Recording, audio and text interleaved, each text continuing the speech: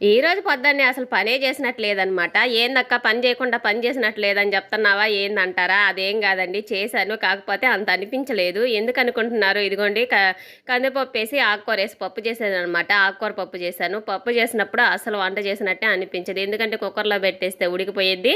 ఇంక తిరగమాత పెట్టేస్తే అయిపోయిద్ది కదా అన్నట్టు. ఇంక దానికి తోడు ఇంకా ఈరోజు టిఫిన్ ఏం చేయలేదనమాట. ఇంక సద్దన్నం తిందామని ఇంకా సద్దన్నమే ఉంచాను. ఇంక చక్కగా సద్దన్నం తినేసాననమాట.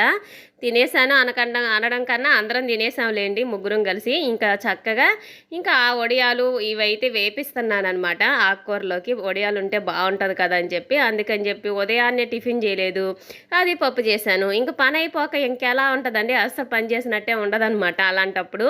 ఇంకా ఈరోజు శుక్రవారం కదా, ఇంకా చక్కగా దేవుడి దగ్గర మావారైతే పూజ చేస్తూ ఉన్నారు. నేనైతే ఇక్కడ ఇంకా ఆకుకూర పప్పుకి తిరగమాత అయితే పెట్టేస్తున్నాను అనమాట. ఇంకా పొద్దున్నే డ్యూటీ ఉందండి, ఇంకా అందుకని చెప్పి ఉదయాన్నే ఇంకా 8 వంట చేశాను.